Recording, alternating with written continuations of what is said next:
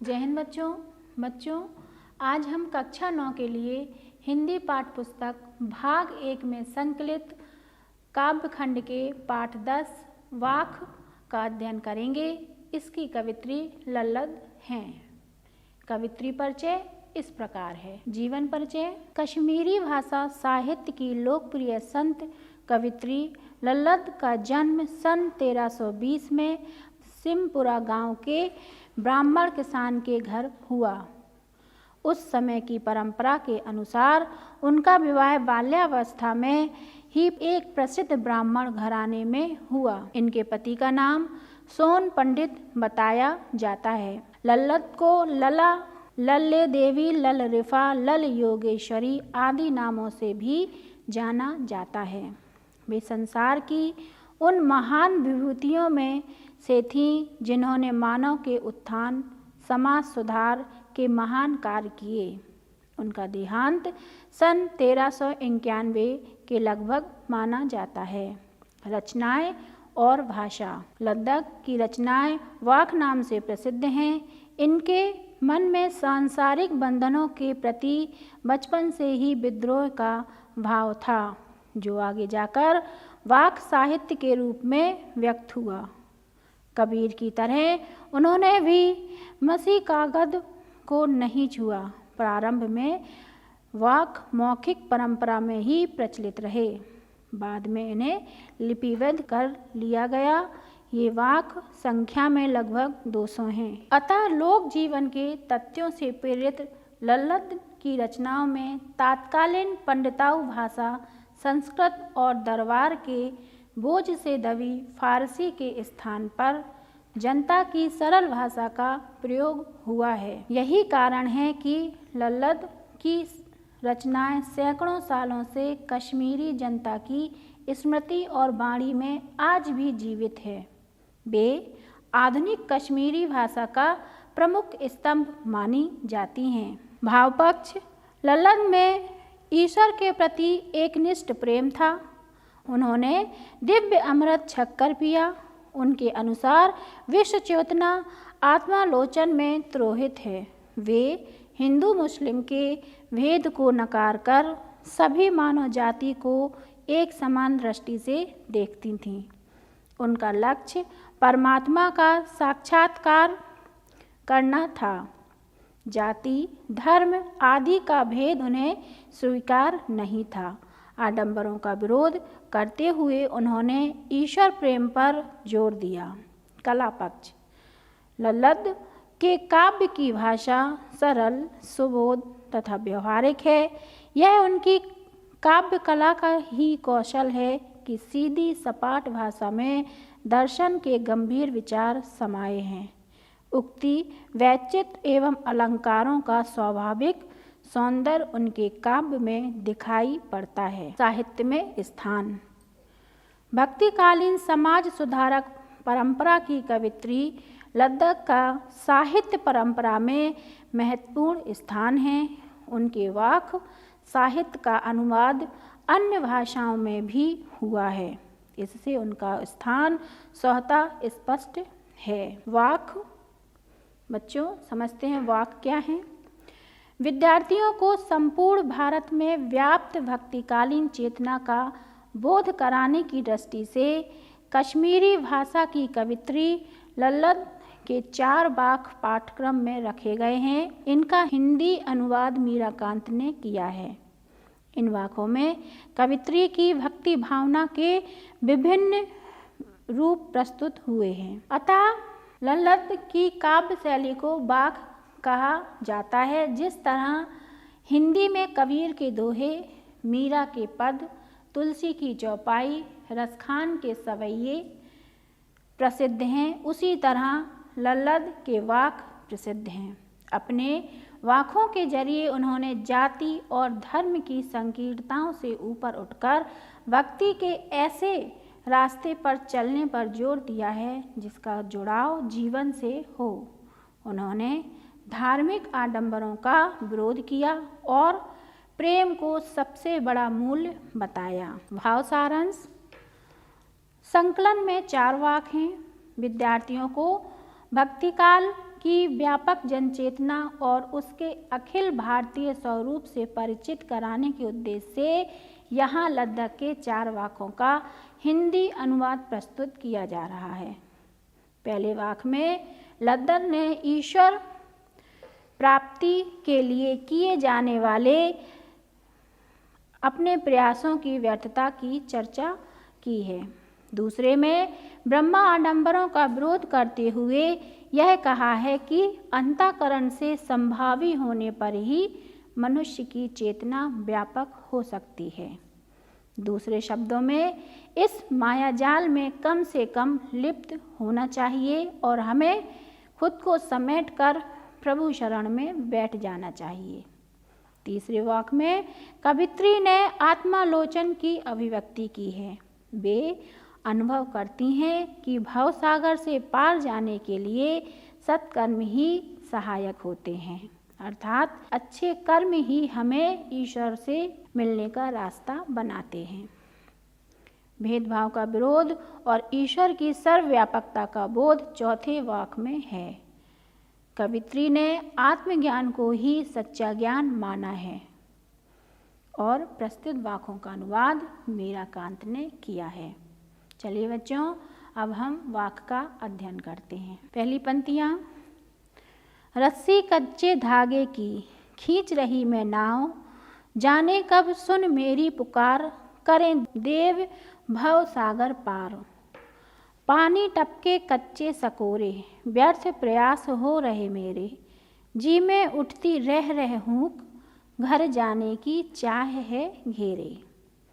कठिन शब्दार्थ, देव ईश्वर, भवसागर संसार रूपी समुद्र, नाव जीवन रूपी नैया, कच्चे सकोरे मिट्टी का बिना पकाया सकोरा बर्तन। कच्ची रस्सी कच्चे धागे की स्वाभाविक रूप से कमजोर, व्यर्थ बेकार, प्रयास कोशिश, हुक कसक। संदर्भ, बच्चों संदर्भ में पाठ पुस्तक, पाठ का नाम और कवित्री का नाम लिखा जाता है। तो ये इस प्रकार है। प्रस्तुत पंक्तियाँ हमारी पाठ्य पुस्तक वाक्य से अवतरित हैं। इसकी रचयिता लल्लद हैं। प्रसंग, बच्चों प्रसंग में हम व्याख्या का संक्षिप्तीकरण अर्थात संक्षिप्त रूप लिखते हैं, जो इस प्रकार है। प्रस्तुत पंक्तियों में कवित्री ईश्वर प्राप्ति के लिए किए जाने वाले प्रयासों की व्यर्थता का वर्णन कर रही हैं। व्याख्या, रस्सी कच्चे धागे की खींच रही मैं नाव। बच्चों यहाँ रस्सी का तात्पर्य हमारी सांसों से है और नाव का तात्पर्य हमारे जीवन से है, अर्थात हमारी जब तक हमारा जीवन है बस हमारी सांसें चल रही हैं। कवित्री कहती हैं कि मैं स्वाभाविक रूप से कमजोर रस्सी से जीवन रूपी नाव को खींचने का प्रयत्न कर रही हूँ। जाने कब सुन मेरी पुकार, देव रहें भवसागर पार। पता नहीं ईश्वर मेरी करुणामयी पुकार को कब सुनेंगे। मैं चाहती हूँ कि ईश्वर मुझे संसार रूपी सागर से पार करा दें, मेरा उद्धार कर दें। पानी टपके कच्चे सकोरे, व्यर्थ हो रहे प्रयास मेरे। कवित्री कहती हैं कि जिस प्रकार मिट्टी के कच्चे सकोरे से पानी टपकता रहता है, उसी प्रकार मेरे कमजोर प्रयत्न व्यर्थ जा रहे हैं, बेकार जा रहे हैं। जी में उठती रह रह हूँ, घर जाने की चाह है घेरे। मेरे हृदय में पुनः पुनः बार बार कसक उठती है कि मेरे प्रयास सफल क्यों नहीं हो रहे। मेरी परमात्मा के पास जाने की इच्छा तीव्र है, अतः हे परमात्मा मुझे इस भवसागर से पार कीजिए। काव्य, प्रयास करने पर भी ईश्वर की प्राप्ति न हो पाने की पीड़ा को कवित्री व्यक्त कर रही हैं। सरल सुबोध व्यवहारिक भाषा का प्रयोग किया गया है। रूपक एवं अनुप्रास अलंकार तथा शांत रस का प्रयोग हुआ है। अगली पंक्तियाँ, खा खाकर कुछ पाएगा नहीं, ना खाकर बनेगा अहंकारी। सम खा तभी होगा समभावी, खुलेगी सांकर बंद द्वार की। शब्दार्थ, अहंकारी, घमंडी, अभिमानी। सम, अंतःकरण तथा बाह्य इंद्रियों का निग्रह, संभावी, समान भाव वाला। द्वार, मन का दरवाजा। प्रसंग, यहाँ बताया गया है कि बाहरी आवंडरों का विरोध करते हुए सभी के प्रति एक सा भाव रखने पर ही चेतना व्यापक हो सकती है। व्याख्या, खा खाकर कुछ पाएगा नहीं, ना खाकर बनेगा अहंकारी। कवित्री कहती हैं कि हे मानव, अगर तुम रोज खाओगे और अपने हिसाब से चलोगे तो भी कुछ नहीं होगा, और कुछ नहीं खाओगे अर्थात व्रत उपवास करोगे तो तुम्हारे अंदर अहंकार का भाव आएगा। यह भाव आएगा कि मैं तो ऐसे भी ईश्वर को प्राप्त कर सकता हूँ, लेकिन इससे ईश्वर प्राप्त नहीं होंगे। लेकिन अगर समभाव रखोगे तो हो सकता है तो ईश्वर के द्वार की बंद सांकर की द्वार खुलेगी। अतः कवित्री कहती हैं कि हे प्राणी, तुझे अधिक से अधिक खाकर कुछ प्राप्त नहीं होगा।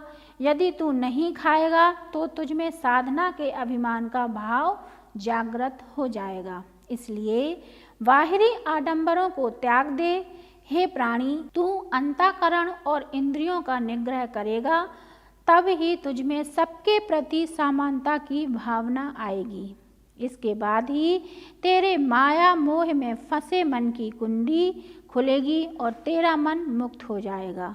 तब ही तेरी चेतना व्यापक हो पाएगी। काव्य सौंदर्य, यहाँ ब्रह्मांडरों का विरोध करते हुए सभी के प्रति समान भाव रखने के लिए कवित्री कह रही हैं। संभावी होने पर अंतःकरण की चेतना व्यापक हो जाती है। सरल सुबोध भाषा एवं गंभीर विषय को रखा गया है। अनुप्रास अलंकार और शांत रस का उपयोग हुआ है। अगली पंक्तियां, आई सीधी राह से गई न सीधी राह, सुमुस सेतु खड़ी थी बीत गया दिन आह, जेब टटोली कौड़ी न पाई, मांझी को दूं क्या उतराई। शब्दार्थ, गई न सीधी राह, छल प्रपंचों के रास्ते, सुमुस सेतु सुमिसा नाड़ी रूपी पुल, जेब टटोली स्वयं को देखा, अपने कार्यों पर विचार किया, कौड़ी ना पाई कुछ भी नहीं मिला, मांझी ईश्वर रूपी नाविक, उतराई श्रेष्ठ कर्मों का मेहनताना, श्रेष्ठ कर्मों का विवरण। प्रसंग, प्रस्तुत पंक्तियों में श्रेष्ठ कार्यों की महत्व को बताया गया है। जब सद्कार्य नहीं होंगे तो संसार से उद्धार कैसे होगा। व्याख्या, कवित्री कहती है कि जब मेरा जन्म हुआ तब मैं सीधी सादी थी, और जब मैं इस दुनिया से गई तब मेरे मन में छल कपट द्वेष जैसी सामाजिक कुरीतियां घर कर गई थीं, और जब मैं इस दुनिया से जाने को हुई तब मेरे मन में छल कपट द्वेष जैसी भावनाएं घर कर गई थीं। अतः मेरा मन साफ नहीं रहा। अतः कवित्री स्वयं की परख करने के बाद अनुभव करती हैं कि जब मैं आई थी तब सरल शुद्ध थी, किंतु यहाँ आकर मैं सांसारिक छल कपट के रास्ते पर चलती रही, इसलिए मैं सुषमता नाड़ी रूपी पुल पर आकर खड़ी थी कि जीवन रूपी दिन समाप्त हो गया, अर्थात मैं इस भव सागर को पार नहीं कर सकी। जब टटोली कौड़ी न पाई, मांझी को दूं क्या उतराई। जब मैंने कर्मों पर विचार किया तो मुझे कोई श्रेष्ठ नहीं मिला जो मैंने किया। अब मैं समझ नहीं पा रही हूँ कि जब मेरे पास श्रेष्ठ कर्म रूपी दाम नहीं है तो ईश्वर रूपी नाविक को मैं संसार से पार करने के मेहनताने में क्या दूं। अर्थात कवित्री ने समझाया है कि धर्म आडंबरों से कुछ नहीं होता। आप खुद को समेटकर ईश्वर साधना में बैठ जाइए। ईश्वर को जाने से पहले सत्कर्म ही काम आते हैं, अर्थात दूसरों की सहायता कीजिए, दूसरों के काम आइए। अगर आपने अच्छे कर्म नहीं किए हैं तो आप ईश्वर के पास जाकर क्या कहेंगे। काव्य सौंदर्य, प्रस्तुत पद्यांश प्रस्तुत पंक्तियों में छल कपट आदि करने से संसार रूपी सागर को पार नहीं कर सकते। सत्कर्म ही भवसागर के पार उतारने में सहायक होते हैं। व्यवहारिक भाषा का प्रयोग करते हुए रूपक, अनुप्रास, अलंकार तथा शांत रस का उपयोग हुआ है। अगली पंक्तियाँ, थल थल में बसता है शिव ही, भेद न कर क्या हिंदू मुसलमान, ज्ञानी है तो स्वयं को जान, वही है साहिब से पहचान। शब्दार्थ, थल थल अर्थात स्थान, स्थान पर, जगह जगह, सर्वत्र, शिव ईश्वर, ज्ञानी ज्ञानवान, जान पहचान, साहिब स्वामी ईश्वर। प्रसंग, प्रस्तुत पंक्तियों में ईश्वर सर्वव्यापी है तथा आत्मज्ञान ही सच्चा ज्ञान है, यह बताया गया है। व्याख्या, थल थल में बसता है शिव अर्थात ईश्वर सर्वव्यापी है, वह कण कण में विराजमान है। कवित्री प्राणी को समझाते हुए कहती है कि ईश्वर तो सर्वव्यापी है, वे संसार के कण कण में विद्वान हैं। भेद न कर क्या हिंदू मुसलमान, इसलिए तुम हिंदू और मुसलमान का भेद मत करो, हम सभी एक हैं। प्रत्येक प्राणी में ईश्वर का वास होता है। ज्ञानी है तो स्वयं को जान, वे कहती हैं कि यदि तुम सच्चे ज्ञानी हो तो स्वयं को जान लो।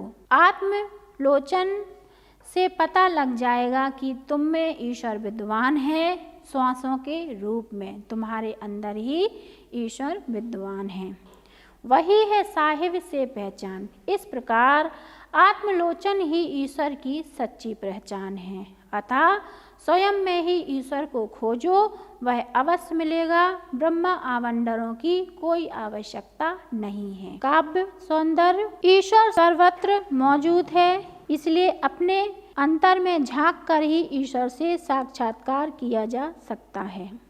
कवित्री ने सरल सुबोध भाषा को अपनाया है। अनुप्रास, अलंकार और शांत रस का भी उपयोग किया है। बच्चों, यह पाठ समाप्त होता है। मिलते हैं अगले अध्याय में। तब तक के लिए घर पर रहिए, स्वस्थ रहिए, अपना ख्याल रखिए। आप सभी का दिन शुभ हो। जय हिंद।